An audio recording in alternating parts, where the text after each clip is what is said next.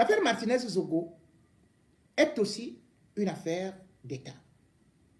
Les services de renseignement ont été utilisés et ces services de renseignement devaient aussi servir en clan pour atteindre rapidement le pouvoir, contrôler la DGRE, contrôler les finances, contrôler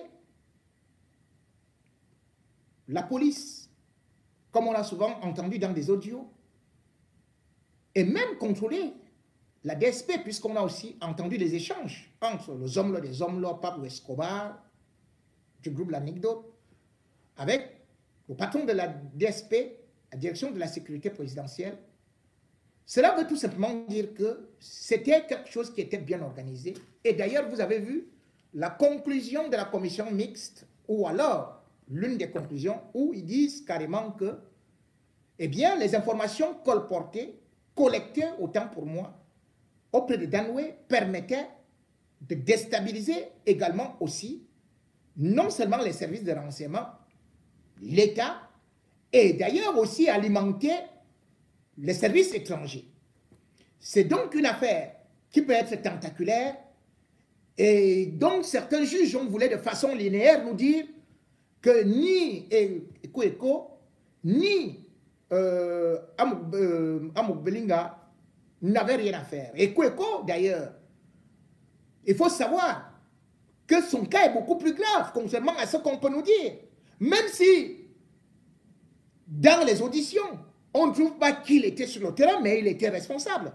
Mais beaucoup plus inquiétant, c'est que le juge Ndié a fait une descente dans les bureaux de la DGRE pour aller vérifier, parce que Danoué disait Ekweko m'a reçu le 23, mais Ekweko, lui, parce qu'il n'était pas encore relevé par le chef de l'État et ses collaborateurs avaient bien peur que quand il va revenir, il risque de passer aux moulinettes. Ils étaient obligés de dire que non, on ne se rappelle pas avoir vu Danoué ce jour-là. Et pourtant, il insistait. Maintenant, pour confondre Ekweko, c'était quoi? C'était les caméras de surveillance. Eh bien, le juge Ndié est donc descendu au niveau de la DGRE. Stupéfaction, il est arrivé, certes, il a vu qu'il y avait les caméras de surveillance dans la salle de l'opération, la direction des opérations, qu'il y avait bel et bien les micros, et aussi chez Ekweko, et même aussi dans les couloirs. Mais lorsqu'il a demandé d'obtenir ces éléments, les enregistrements de ces jours-là, c'est-à-dire que les jours que Danoué insistait, qu'il était bel et bien là, qu'il a vu bel et bien Ekweko a déclaré que les caméras ne fonctionnent plus. La vidéosurveillance ne fonctionne plus. Comment ça? On a constaté que ce n'est pas toutes les images depuis plusieurs années avaient été effacées. Ekweko savait donc ce qu'il préparait. Il savait là où ils allaient. Et il savait que s'il laissait ces images-là, eh bien, on allait l'attraper. Quand on voit donc justement cette histoire, l'assassinat de Martinez-Zogo, puisque quand on puise dans les caisses de l'État et qu'on a beaucoup d'argent, eh bien, l'argent, c'est le nerf de la guerre. Mais aussi, il faut voir que l'âge de Paul Biya, aujourd'hui, fait de telle sorte que les gens parlent et regardent ce qui va se passer après. Ils savent qu'à son âge, il doit mourir. Ou alors, tout au moins, il va s'affaiblir. Nul n'est éternel. Il ne faudrait pas que les gens sortent des yeux si je dis que Paul Biya va mourir, puisque moi-même je vais mourir. Vous allez mourir. Tout le monde va mourir. Paul Biya n'est pas éternel. Mais alors, les gens ont voulu profiter de tout faire pour évacuer les caisses de l'État, telles que Moutazi. Vous avez vu que son nom, son numéro, figure bel et bien là. Et qu'il est proche d'Amouk Belinga. Et maintenant aussi, le Cameroun, suite à ça, le Cameroun peut connaître une déstabilisation. Parce qu'aujourd'hui, c'est tout un service de renseignement qui se retrouve ébranlé.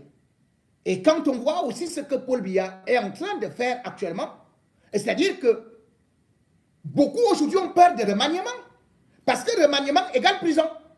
comme par exemple lui Paul Motazé, comme peut-être Esso, comme peut-être Ngongo. Tout le monde a peur d'un remaniement. Parce que dès que Paul Biya fait un remaniement, cela veut dire que dans les jours, les semaines à venir, allez, direction Kondengui, d'autant plus que les cellules ont déjà été aménagées. Mais alors il faut anticiper. Certains commencent donc à penser à un coup d'État. Le coup d'État, c'est quelque chose qui ne peut pas être seulement un rêve illusoire. Mais c'est quelque chose qui devient réel de plus en plus. Depuis qu'on en a vu au niveau du Mali, au niveau du Burkina Faso, depuis qu'on a vu également que c'est allé au niveau du Niger, que c'est venu à côté de nous, justement, là où, à côté là, avec Oligui Nguema. Et là, maintenant, de plus en plus, ça devient menaçant, d'autant plus que la santé du président Paul Biya est aussi un peu inquiétante et que ces services de sécurité, comme on dit par exemple, ont été infiltrés. Infiltrés lorsqu'on sait par exemple que plusieurs milliards ont été dilapidés au niveau de la DSP sous le couvert du général Aïvo. Alors, ce qui me fait parler de ça aujourd'hui, c'est pas moi, mais c'est les Américains. Or, les Américains, généralement, ils passent toujours par la presse qui a une certaine notoriété, une presse qui a ce qu'on appelle les câbles diplomatiques et qui voit souvent vite. C'est un article du New York Times qui vient de sortir et qui parle de coup d'État au Cameroun. Or, nous savons que presque partout il y a eu coup d'État, souvent même 3, 4, 5 mois avant. Eh bien, le New York Times, ou bien les Américains, parce qu'il faut savoir que ces journalistes travaillent de façon très pointue avec les services de renseignement. Donc, quand aujourd'hui un journal américain vient quand même à faire toute une enquête, un article, pas sur une page, pas sur 2, mais au moins sur 4 pages, pour parler de ce qui va arriver au Cameroun, de ce qui risque d'arriver au Cameroun et que la situation est précaire, je me dois non seulement de partager cela avec vous, mais aussi de vous avertir que, mais attendez, si jamais même ça arrive, ne soyez pas surpris. Le New York Times, justement, écrit « Le Cameroun est sous la menace d'un coup d'État militaire ». Et d'ailleurs, beaucoup plus loin, le directeur d'Afrobaromètre, qui est Boniface Boulani, donne encore beaucoup plus d'éléments qui sont inquiétants, d'autant plus que le Cameroun est aussi un peu déstabilisé au niveau de son armée, qui est fatiguée par la guerre, et aussi, aujourd'hui, tout le monde le sait, les Ambazoniens sont là, et il y a Boko Haram. Les Ambazoniens sont d'ailleurs signalés de plus en plus dans la région du Sud, où Paul Biya va souvent régulièrement. Nous savons que Paul Biya passe souvent beaucoup de temps en Bamako. Or, quand on voit Bamako, c'est bien d'y être, mais c'est un enclos. Ce n'est pas une base. Et Paul Biya là-bas n'a pas, par exemple, un bunker où il peut se réfugier. De plus en plus, il aime se rendre là-bas. Si les Ambazoniens se retrouvent déjà là-bas, je ne dis pas que c'est eux qui vont faire le coup d'État. Cela veut dire qu'il peut être surpris à tout moment parce qu'en même temps, il a peur de prendre l'hélicoptère. Il va par la route. Et par cette route-là, qui dandine, et les Ambazoniens qui sont aussi habitués à poser des bombes, et ceci et cela, et même d'autres militaires qui rêvent aussi peut-être de devenir comme Oligui Nguema, ça peut faire peur. D'ailleurs, je peux vous lire un Allemand, c'est un journaliste, qui a écrit ceci. Il s'appelle Franz Kraus. Il dit, ce que le général Tchani, commandant de la garde présidentielle du Niger, et jadis grand ami de la France, et M. Bazoum, déploie et impose aujourd'hui, dans ce pays, le colonel Bokor Bondo, commandant de la garde rapproché de M. Biya, se sentant lui aussi éventuellement appelé par le peuple, pourra, avec des facilités similaires, le déployer et l'imposer au Cameroun. Fin de citation.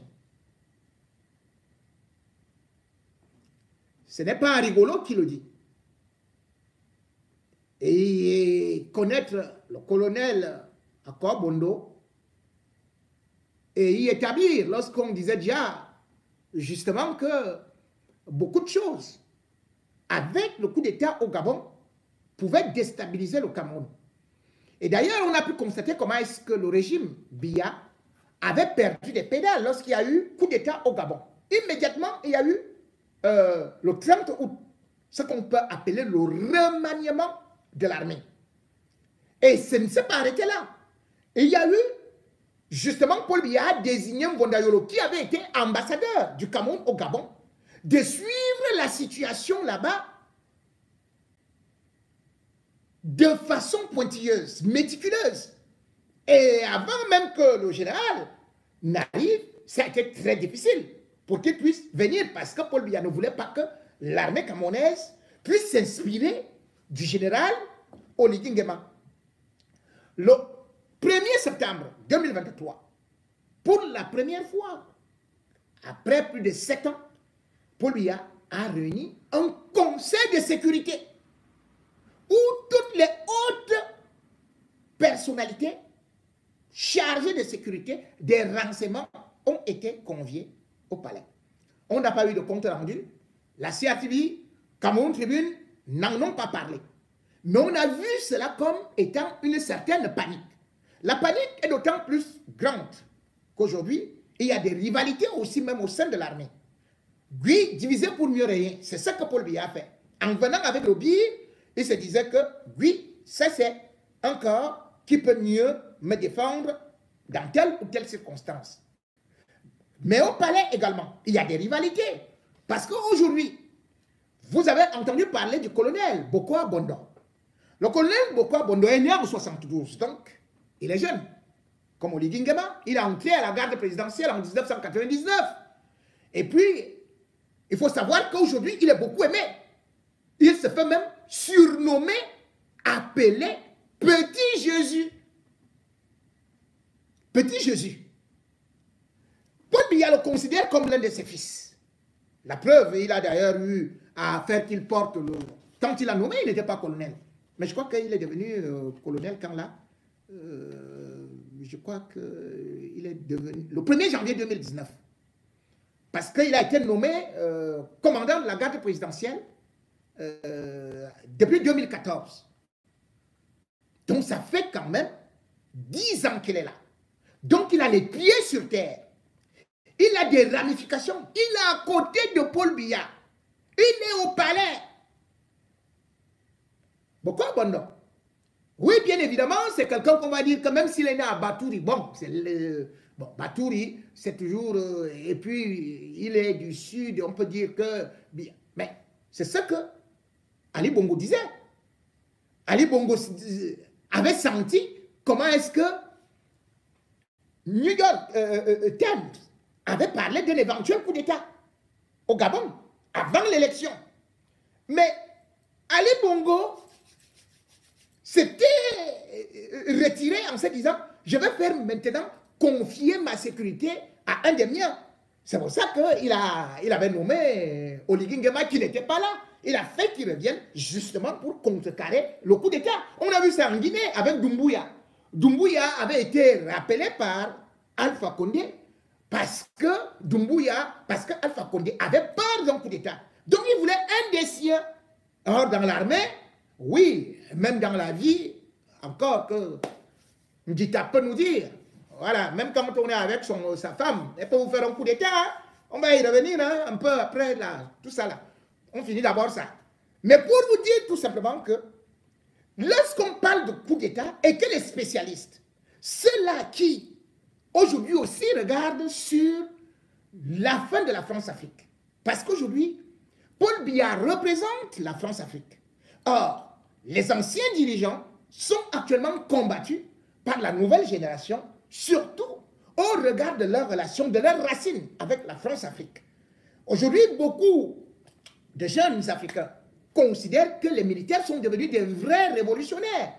On n'a qu'à regarder comment Olivier Nguema est devenu un peu populaire au Gabon, même si actuellement, ce qu'il est en train de vouloir faire là risque de lui coûter très cher parce qu'il vient de s'attaquer à une structure, je vais y revenir, qui a souvent eu à nourrir la France. C'est la mamelle nourricière de la France. Cela peut lui causer des torts parce qu'il n'a pas encore eu à mettre une bonne sécurité.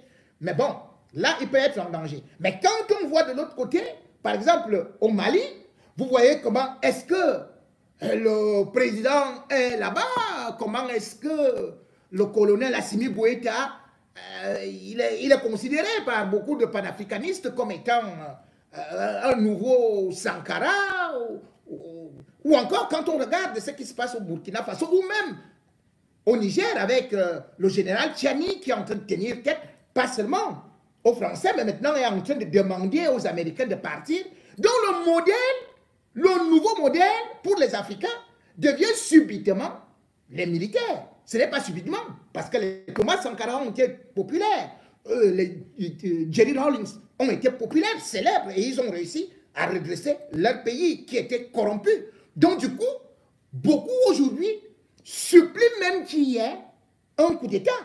Ce n'est pas moi seul qui le dis, hein. C'est pas moi qui le dis, mais c'est les journalistes qui le disent. C'est ceux qui analysent et ceux qui voient aujourd'hui que les anciens dirigeants de la France-Afrique sont mal partis, mal barrés, parce qu'ils sont impopulaires et parce qu'ils dépendent de l'armée. Or, cette armée aujourd'hui, par exemple, quand on essaie de regarder même le BIR, et il y a des mécontentements, j'ai eu à vous les rapporter parce que là-bas, les barons, ils essaient de détourner beaucoup d'argent, les autres n'ont pas de primes, les autres n'ont pas ceci et cela. Et l'armée régulière trouve qu'au niveau du BIR, ils sont trop bien fournis et que eux, ils sont une armée dans l'armée. Donc, ça ne peut pas aider Biya, même si lui, il a souvent divisé pour mieux régner.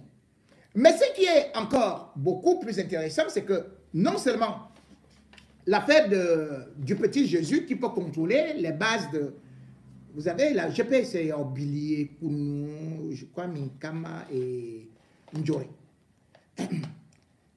Ce qu'il y a, c'est que vous allez voir Biyar essayer de refaire toute son armée. Okay. Dès qu'il y a eu le coup d'État au niveau du Gabon, par exemple, comme j'ai dit le 30 août 2023, il a signé le décret pour remanier les services centraux du ministère de la Défense, les centres d'instruction, les bureaux logistiques de transmission et d'informatique, de l'armée de terre, de l'armée de l'air et même marine. Voici comment est-ce qu'il a essayé de rétablir un peu ça. Peut-être pour retarder l'échéance. Le capitaine de vaisseau, Adjiaga Ndjei Félix, c'est lui qui a été nommé maintenant comme patron au contrôle général des armées. Parce que je vous ai dit que même au palais, vous avez ici un monsieur qu'on appelle Akwa Bondo. Mais il y a la direction de la sécurité présidentielle avec le vieux général Aïvo, qui savait que Biya lui faisait trop confiance. Mais depuis un certain temps, lui-même n'a plus trop accès à Biya. Mais il a aussi des éléments là-bas. Et les badges et tout, et tout, et tout. Donc, c'est lui d'ailleurs, quand le coup d'État de 84 avait raté, c'est lui, il était l'un des éléments. Mais aujourd'hui, il est beaucoup plus en retrait. Parce que Biya a aussi découvert qu'il avait trop d'acquaintances avec le clan Amoubelinga et tout ça. Bon, donc au palais, il n'y a pas une sérénité quelconque.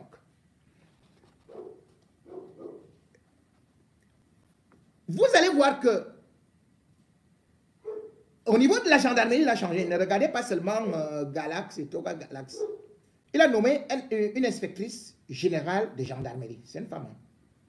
Elle s'appelle Mfono Ndong, Paulette. Maintenant, il y a l'inspection générale des armées. Il a nommé là-bas Nzanam Wondo Christophe. Mais il n'est pas seul. Ils vont se bousculer là-bas parce que ça devient une coordination. Ça devient une... C'est-à-dire que c'est plusieurs pilotes dans le même corps. C'est un peu confus. Parce qu'il sera là-bas aux côtés du... Il est là-bas aux côtés du colonel, le colonel Victor Enten, moi. Le colonel Patrick Romaric Ndiongene. Et le colonel Richard Bayan Digdim.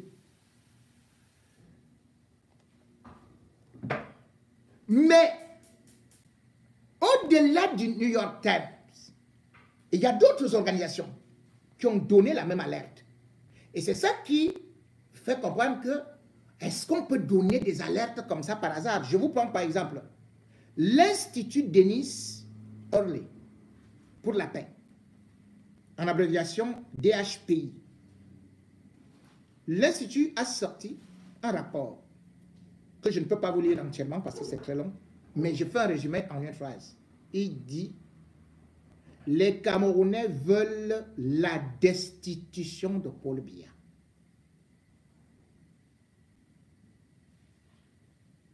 Je sais que les fans là, les fanatiques et tout, qui disent qu'après Paul Biya, c'est Paul Biya et tout, ils vont dire que non, voilà, ce n'est pas possible et tout ça. Ils vont dire ça. Mais bon, moi je ne suis pas là-bas. Je continue ma chose. Je vous donne seulement les éléments. Selon la conférence des évêques aussi, suivez-moi, ce n'est pas les évêques de Yaoundé, du Cameroun. Ça vient de loin, mais en Afrique. Selon la conférence des évêques catholiques d'Afrique australe, SACBC, les Camerounais félicitent le Gabon et le général Oligui Nguema et appellent unanimement les chefs militaires du Cameroun à faire de même un coup d'État. Là, c'est les évêques. C'est une conférence des évêques. Hein. Ce n'est pas les évêques qui vont manger avec Paul Biya au palais, là, mais qui, intérieurement, savent que ça ne va pas. Là, c'est les évêques indépendants. Ce n'est pas moi qui dis. J'ai dit la conférence des évêques catholiques d'Afrique australe. SACBC. Les Camerounais félicitent le Gabon et le général Oligui Nguema et appellent les officiers camerounais à faire de même. Je n'ai lancé que l'alerte.